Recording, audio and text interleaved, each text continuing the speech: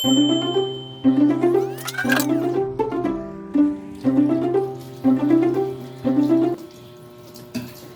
everyone! For today's video ay tara at samahan niyo naman ako maglinis ng aking kusina. Yes, for today's video ay maglilipit ng mga pinagkainan ng almusal, tanghalian. Minsan may katamaran din sinunod guys. Aminado naman ako dyan. Talaga naman tinataba ko na lang minsan bago magtanghalian. Saka ko lang siya lilipitan. And then ayan, naglilipit na tayo ng kawali na pinaglutuan ng inalmusal namin, ano yan, itlog at saka luncheon meat ng Korean food. And then, ayan, pagkatapos nyan ay tayo magsasaing naman, guys.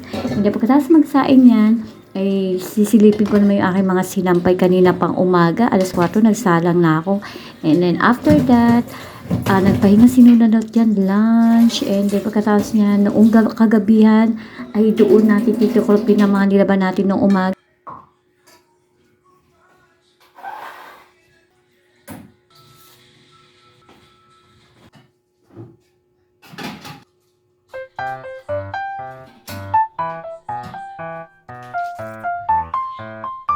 Pagkatapos ko naman magsaing, ayan, at nilabasan ko naman to aking mga nilabang kaninang umaga at sabi ko, konti na lang pala ang lalaban natin. Sa atin, sinama ko kayo talaga guys. So anyways, pati yung mga pangkamay, nilabang ko na rin talaga. Misa pagsipag na sipag ako. Anyways, ito na yung kinagabihan guys. Naligo na muna ako. Kitang-kita nyo na bagong ang buko ko'y kagulo-gulo pa. Tinapos ko na din yung mga laba ko kaninang umaga yan. Natuyo na rin naman kasi tirik ang araw. So ayan, habang tayo nagtitiklop, nanonood tayo ng TV. And yeah, I hope nag-enjoy kayo sa aking A Day in My Life ngayon for today's video. And thank you for watching and keep safe everyone. Annyeong! Siyensya na nga kayo guys, gabi-gabi na feel na feel ng mister ko na mag-karaoke. Pagbigyan na lang natin guys para matagal yung kanyang stress sa opisina. Anyways, tinan nyo yung oras, so 8:50 na. So ayan, at ito yung mga aking mga dumating. Hindi man akin to, sa anak ko tsaka sa aking mister. So anyways, good night!